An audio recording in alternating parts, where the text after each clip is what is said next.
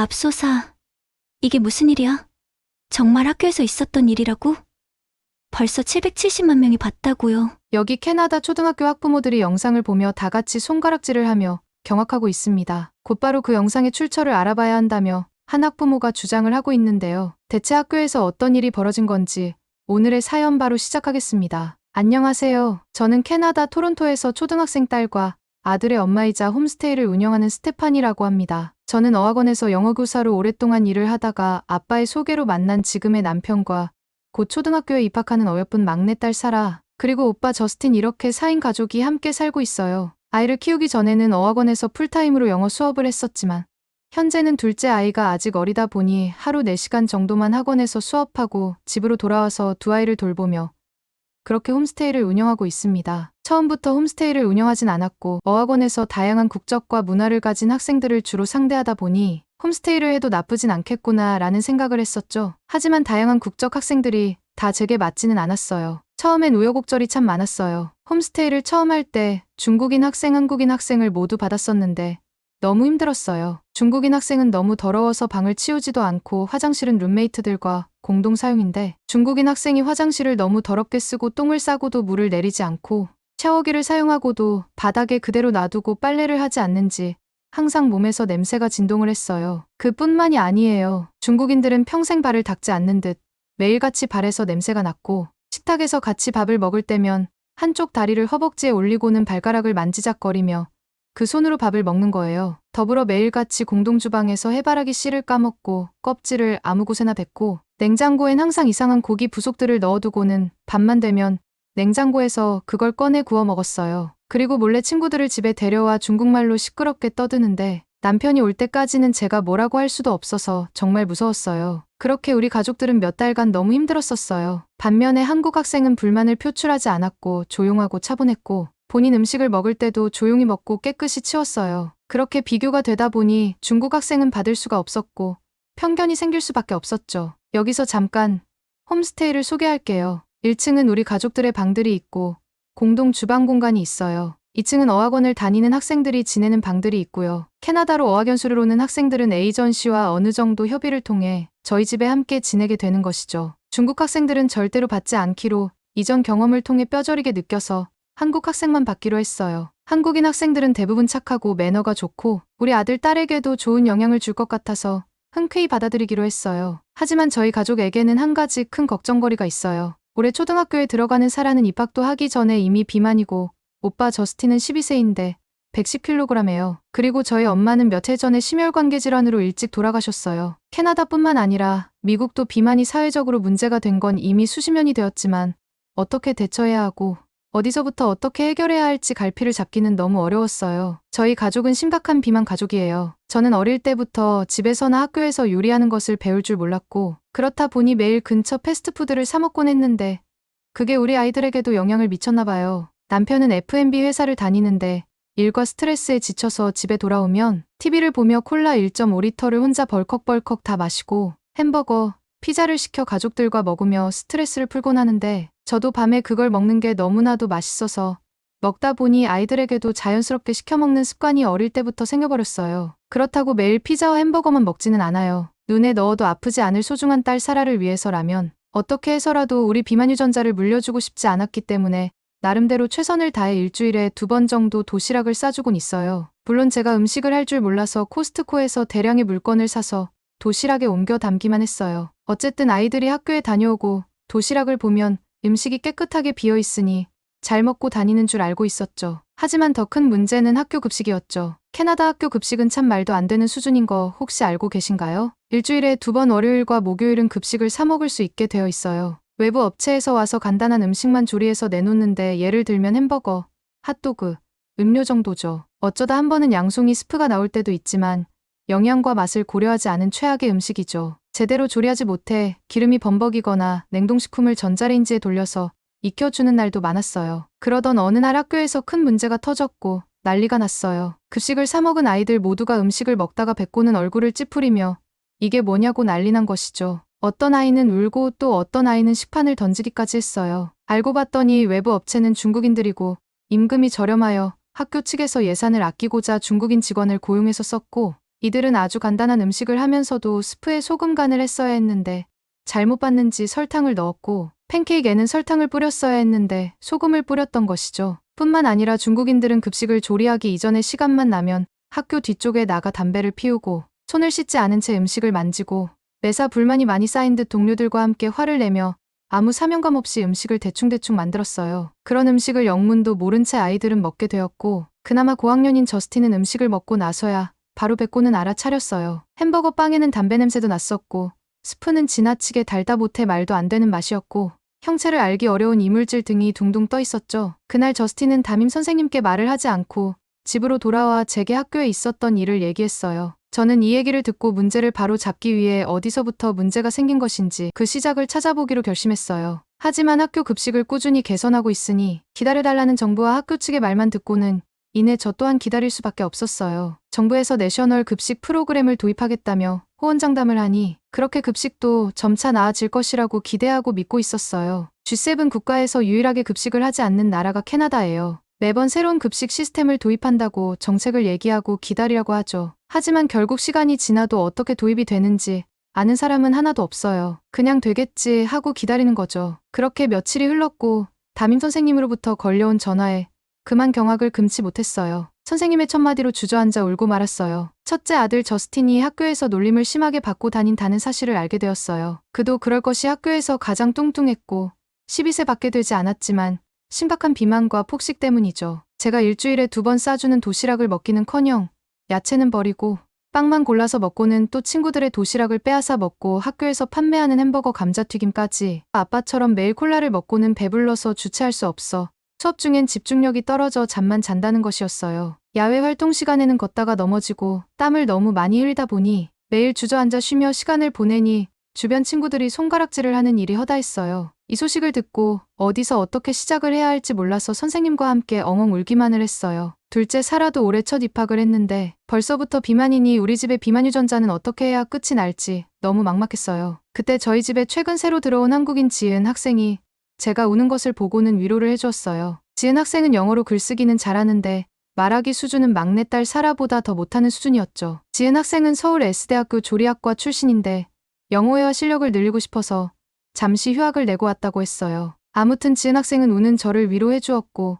무슨 일인지 같은 여자로서 어느 정도 직감하는 눈치였어요. 그러곤 휴대폰 팝하고 앱을 열더니 한국말을 하며 제게 말을 전달했어요. 저는 음식을 할 줄 알아요. 도와줄 수 있는 부분이 있을 것 같은데 제가 도와드려도 될까요?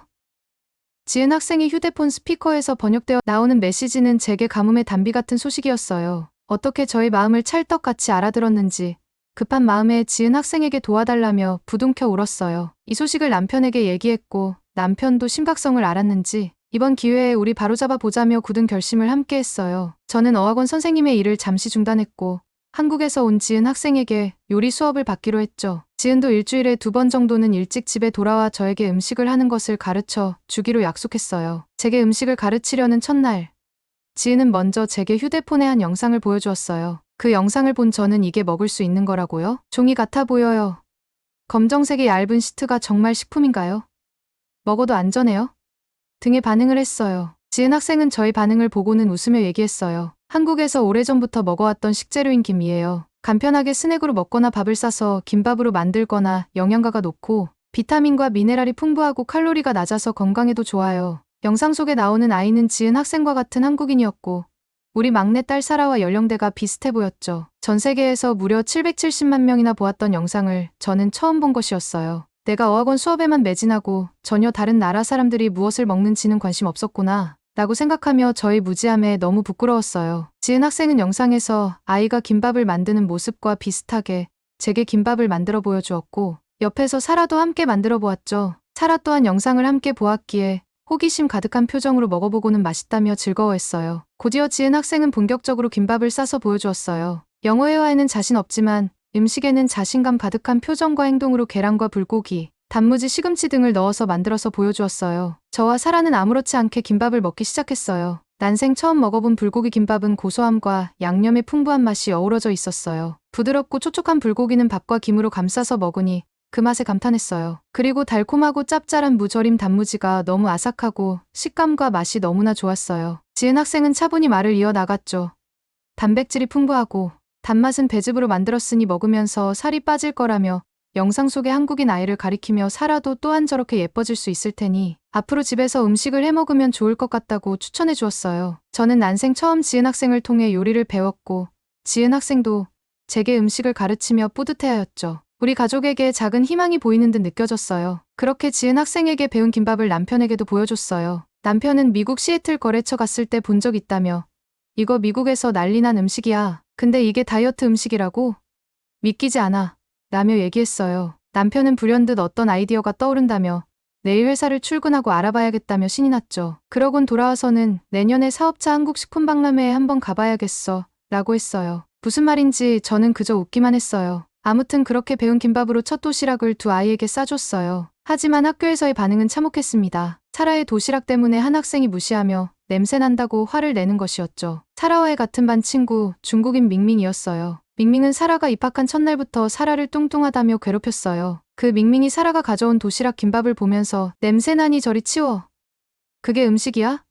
라며 손가락질하며 소리를 지르는 것이었어요. 하지만 사라는 이에 질세라 지은 언니가 보여준 동영상을 밍밍에게 보여주었어요. 이것도 몰라?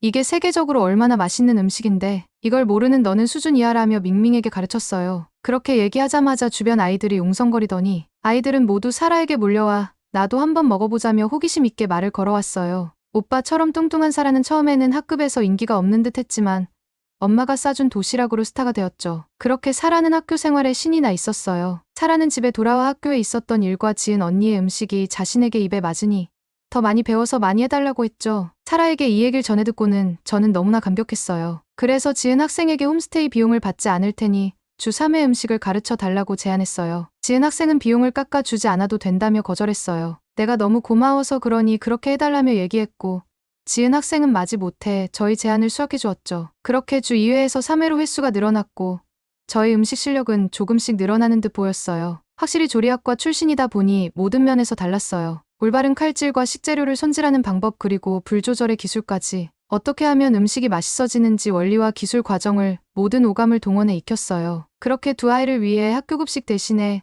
제가 손수 싸준 도시락을 손에 쥐어 보내게 되었어요. 그렇게 아이들도 제가 싸준 음식을 착하게도 잘 먹어주었고 조금씩 자신감과 얼굴도 점점 좋아졌어요. 눈에 띄게 살이 빠지진 않았지만 아이들은 생기를 찾게 되었고 매일같이 저에게 학교 생활에 대한 얘기를 많이 해주곤 했었어요. 그렇게 우리 가족은 조금씩 안정기를 찾게 되었어요. 남편도 밤에 콜라를 먹는 횟수를 줄여나갔고 정크푸드 대신에 지은 학생에게 배운 한국식 간장 닭구이를 해주며 만족감을 모두 느꼈어요. 그렇게 행복한 나날들의 연속이었어요.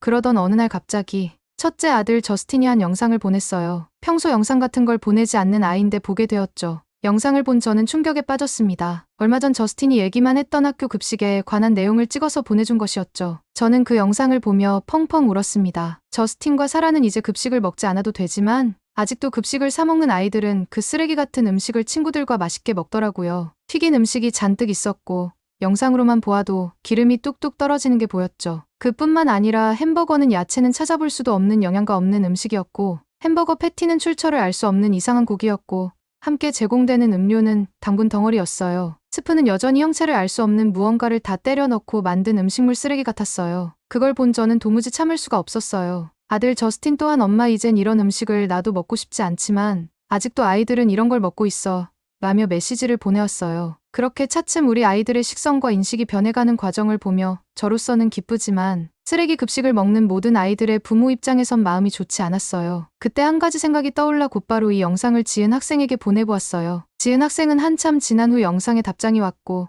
자신이 고등학교 때 찍었던 영상을 제게 보내주었죠. 그 영상을 받아보곤 깜짝 놀라 경악해 버리고 말았어요. 입을 다물 수가 없었죠. 저는 캐나다에서 줄곧 자랐고 살기 좋은 나라라며 큰 자부심을 갖고 살고 있다고 여겼지만 지은 학생의 영상을 보니 캐나다의 급식의 현 실태와는 너무나 다른 장면들이었어요. 처음엔 캐나다 급식이 위생 부분만 문제가 있을 거라고 생각했는데 영양과 위생 모든 면에서 지금 캐나다 급식의 문제점은 너무나 많아 차고 넘쳐났어요. 도대체 캐나다보다 한참 떨어지는 한국이라는 작은 나라에서 어떻게 저런 설계와 운영이 가능한 것인지 믿기 어려웠어요. 지은 학생이 보낸 영상은 무려 3년 전이었는데 말이죠. 지은 학생에게 어떻게 이런 영상을 갖고 있냐고 물었는데 지은 학생은 웃으며 얘기했어요. 한국 학생들은 먹는 것에 진심이에요. 점심에 무엇을 먹었는지 사진 찍고 공유하고 다른 학교 학생들에게도 보여주면서 자랑하고 서로 어느 학교 급식이 맛있는지 경쟁하기도 해요. 뿐만 아니라 음식 먹기 챌린지도 같이 동참해요. 저는 이런 반응은 처음이었어요. 음식을 자랑하고 공유하는 문화는 캐나다에도 있지만 적어도 학교 급식은 공유할 가치가 없을 정도로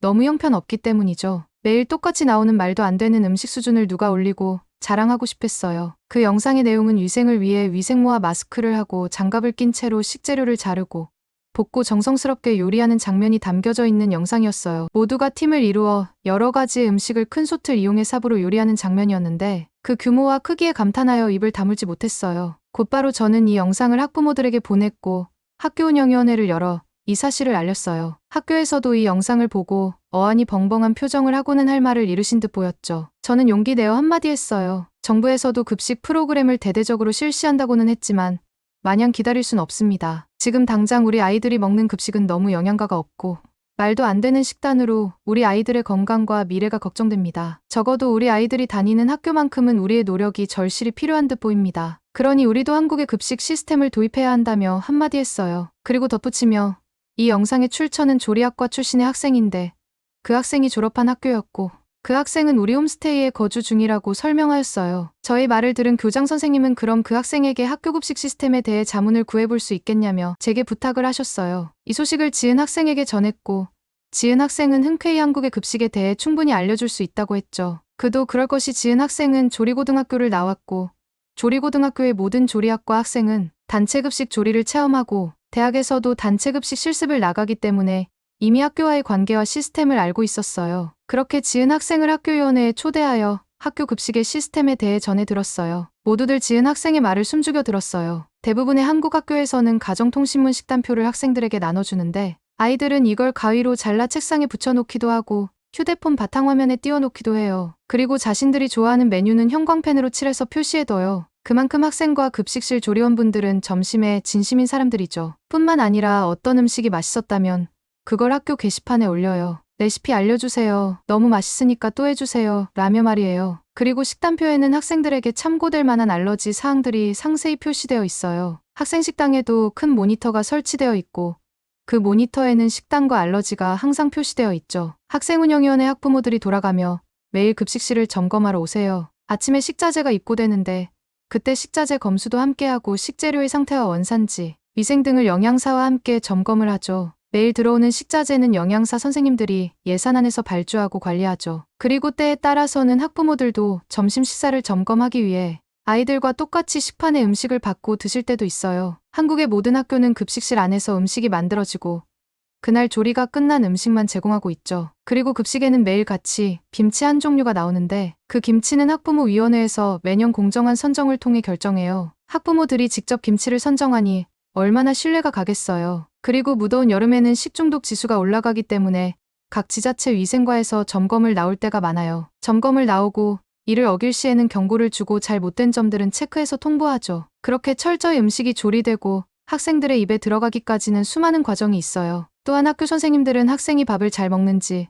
문제는 없는지 지도를 하기 위해 점심시간에도 학생들을 관리하시죠. 그리고 모든 조리원과 영양사들은 매년 위생교육을 받고 보건증을 주기에 맞춰 갱신하고 관리하고 있어요. 뿐만 아니라 학교에서 조리원을 채용할 때 범죄 경력 동의서 등을 조회해보고 동의하게 되어 있어요. 인성이나 사회적으로 문제가 있는 범죄자는 철저히 배제하여 학교에서 어떠한 일이 생기는 걸 원천 봉쇄하죠. 지은 학생의 설명에 모두들 할 말을 잃었습니다. 하지만 곧이어 이어지는 말에 모두가 경악할 수밖에 없었죠. 한국 학교는 모두 무상급식입니다. 이 말에 모두들 말이 안 된다며 어떻게 저런 시스템을 갖추는데 무상급식으로 운영되는지 이해할 수 없는 표정들이었습니다. 그렇게 지은 학생은 한국의 급식 환경을 영상과 더불어 충분한 설명을 하며 마지막으로 덧붙였어요. 캐나다의 급식 환경을 개선하려면 한국 학교에서 급식 경력이 있으신 조리사 한두 명 정도는 채용해야 할 필요가 있다고 추천했어요. 이 말을 들은 교장 선생님은 현재 외주로 주고 있는 단체급식 회사가 문제가 많으니 교체할 명분이 있고 때마침 계약기간 종료를 코앞에 두고 있으니 한국인 경력자를 꾸려서 해볼 테니 책임자로 도와달라며 지은 학생에게 제안을 했어요. 지은 학생도 타국에서 새로운 경험이라 생각되었는지 해보겠다며 흔쾌히 프로젝트를 감당하겠다며 뜻을 밝혔고 그렇게 일주일의 시간이 흘렀어요. 지은 학생이 맞춤식으로 사주치 식단을 짜왔고 한식 메뉴를 외국인 입맛에 맞게 재구성된 메뉴들이 많았어요. 불고기 샐러드, 김말이 튀김과 떡볶이, 닭강정, 계란말이 등 아이들의 영양을 고려해 후식 디저트 메뉴인 약과와 식혜까지 있었어요. 그렇게 메뉴와 팀이 결성되었는데 지은 학생을 포함해 저도 동참하게 되었고 학교에서 새롭게 고용한 한국인 단체급식 경력자를 에이전시를 통해 영입해서 모두 4명이서 첫 급식을 시작했어요. 사라와 저스틴은 엄마가 급식실에서 일을 한다고 하니 얼마나 기대가 컸는지 전날부터 잠을 설쳤다고 아침부터 호들갑을 떨었어요. 저는 지은 학생의 리더에 부응하기 위해 보조의 역할에 최선을 다했어요. 새로 고용된 한국인 두 분은 경력직이라 그런지 속도가 엄청났습니다. 두 분이서 모든 채소를 다 세척하고 썰고 엄청 빠른 속도로 손질하는 모습에 경이로웠어요. 지은 학생은 냄비 4개와 오븐을 동시에 조리하고 주방을 진두지휘했죠. 그렇게 첫 음식이 나왔고 식판에 담는 순간 아이들의 반응은 폭발적이었습니다. 지은 학생이 아이들의 입맛을 고려해 불고기 덮밥과 김말이 튀김에 떡볶이 소스를 입혀 준비했었죠. 아이들은 다 같이 김말이를 맛보며 신기해했어요. 김말이 튀김을 한 입 빼어 물었을 때 바삭한 소리가 나면서 입안 가득 고소한 맛이 퍼졌고 겉은 바삭하고 속은 촉촉한 식감이 정말 매력적이었어요. 속에 들어있는 당면이 쫄깃쫄깃해서 식감이 정말 좋았어요. 빈말이 튀김을 매콤달콤한 소스에 찍어 먹으니 짭짤한 맛과 달콤한 맛이 완벽하게 어우러졌어요. 소스가 더해져서 맛이 훨씬 더 풍부해졌어요. 등의 반응을 보였어요. 그렇게 첫날을 기점으로 다음날부터 메뉴의 기대치와 영양을 동시에 만족시키기 위해 다양한 한식 퓨전 메뉴를 만들었어요. 치즈를 듬뿍 올린 맵지 않은 닭갈비와 간장 떡볶이 등 설탕을 적게 쓰고 올리고당과 매실액을 첨가해 건강식으로 아이들의 입맛을 사로잡았어요. 그렇게 일주일에 2번 체험하던 급식은 어느새 아이들이 계속했으면 좋겠다는 폭발적인 반응 때문에 주 5회로 횟수를 늘렸어요. 아이들이 맛있게 먹고 반응이 좋았고 기쁜 나날들을 보냈어요. 그러던 어느 날 집에서 엄마, 빨리빨리 이것 좀 봐요. 라며 저스틴이 다급하게 소리를 질렀습니다. 오빠와 놀던 사라에게 무슨 일이 생겼나 하는 마음에 다급하게 가봤죠. 두 아이는 서로 휴대폰을 보면서 경악을 했던 것이었죠. 얼마 전 학교에서 먹은 닭강정 영상 때문이었어요. 닭강정 때문에 아이들이 줄을 섰고 더 먹겠다고 나오는 학생들도 참 많았고 저스틴은 이날을 기억하기 위해 영상으로 촬영을 했고 그 영상을 SNS에 올리면서 일파만파 퍼져서 300만을 넘어가고 있었어요. 댓글에는 K푸드 이름이 뭐냐, 어떤 맛인지 궁금하다, 우리도 저거 먹고 싶다는 등의 한국급식에 모두들 감탄을 하고 있었어요. 그렇게 조회수가 폭발적으로 늘었고 지역 방송사에서 저스틴 계정 이메일로 연락이 왔습니다. 그 영상이 너무 인상 깊어서 그러니 인터뷰를 해줄 수 있냐는 내용이었어요. 저는 이 소식을 학교 교장 선생님께 알렸고 지은 학생도 이 소식을 보고 굉장히 뿌듯해하였어요. 학교 교장 선생님은 지은 학생에게 어떻게 이 고마움을 전해야 할지 모르겠다며 부끄러워하였죠. 지은 학생은 웃으며 자랑스러운 한국 음식을 이렇게 알릴 수 있어서 좋았고 무엇보다도 한국의 급식 시스템이 외국에서 이렇게 큰 이슈가 될 줄은 상상도 하지 못했다며 겸손함을 보였어요. 지은 학생으로 인해 학교 학생들은 급식에 눈을 떴고 한식의 건강한 식단과 맛을 경험하면서 모두들 건강을 되찾고 있었어요. 아이들의 집중력과 활기를 되찾게 해준 지은 학생과 한국 급식이 없었다면 결코 개선될 수 없는 부분들이었습니다. 이 모든 순간에 지은 학생의 노력이 가장 컸다고 봐도 과언이 아니죠. 저도 큰 변화가 생겼어요. 몸무게도 10kg를 감량하고 지금은 유튜브를 통해 건강한 한국 음식을 사람들에게 전하고 있어요. 어느 날 남편은 이번에 한국을 한번 다녀와야겠다며 제안해왔어요. 한국 음식도 경험하고 사업차 푸드 박람회 일정에 맞춰서 갔다 오면 어떻겠냐고 말이에요. 저는 왜 그 생각을 못했나 싶더라고요. 한국 영상만 보았지 그곳의 문화는 아직 겪어보질 못했으니 말이죠. 아이들도 무척이나 좋아했고 다 같이 한국을 방문하고 싶어 했어요. 남편은 한국에 간다면 꼭 언양식 불고기를 먹어보고 싶다고 했죠. 스테이크만 먹어보던 사람이 무슨 언양식 불고기냐며 물어봤어요. 그리고 언양식은 뭐냐고 물어보았죠. 남편은 아주 자랑스럽게 요즘은 유튜브에서 검색하면 다 나온다며 채 구워 기름기를 쏙 빼서 먹는 불고기는 어떤 맛일지 너무 궁금하다며 영상을 보여주면서 침을 흘렸어요. 이에 질세라 저는 동대문 엽기 떡볶이를 먹고 싶다고 했고 맵다고 하는데 왜 외국인들도 그렇게 잘 먹는지 그 맛이 궁금했거든요. 그렇게 남편의 사업차 한국으로 떠나는 여행은 어땠을지 궁금하시죠? 정말이지 최고의 여행이었습니다. 어딜 가나 놀라움의 연속이었죠. 남편이 먹고 싶어하는 언양식 불고기도 먹었고요. 남편은 숯불로 구워지는 광경을 보고 신기해하였죠. 식당에서 직접 구워 먹을 수 있는 점도 신기했어요. 저는 동대문 엽기 떡볶이를 먹으면서 너무 매운 나머지 사이다와 쿨피스를 계속 먹었지만 멈추질 못했어요. 그렇게 한국 음식을 즐기고 본격적인 남편의 출장일을 보러 푸드 박람회에 따라갔어요. 남편은 수많은 한국 음식을 경험하고 그 중에 냉동김밥을 보고는 바이어를 만나 사업적인 얘기를 했어요. 나중에 알게 된 사실이었지만 남편이 일하는 회사에 냉동김밥을 납품받으려는 게 목적이었어요. 남편은 그렇게 바이어와의 소통도 하고 한국 문화를 체험하며 점점 한국 음식의 문화와 매력에 빠져갔죠. 남편의 회사 일 또한 잘 풀릴 거라고 생각하며 즐거운 여행을 하고 돌아왔죠. 한국의 음식이 정말 놀랍다는 걸 크게 느꼈습니다. 그리고 저는 아이들과 학교를 위해 한식을 더욱더 깊이 있게 배우고 있어요. 다음번에 한국에 가야 할 기회가 또 생긴다면 지은 학생의 가족을 만나 보내볼 생각이에요. 그땐 학생이 아니라 직장인이 되어 있을지도 모르겠네요. 오늘 사라의 엄마 스테파니의 사연 어떻게 보셨나요? 캐나다 학교에는 아직도 급식 환경 개선에 많은 사람들이 신경을 쓰고 있는데 한국 학생이 도움을 주었다니 흐뭇한 일이네요. 다음엔 더 달달한 감동 이야기로 돌아오겠습니다. 이상 꿀감동 TV였습니다.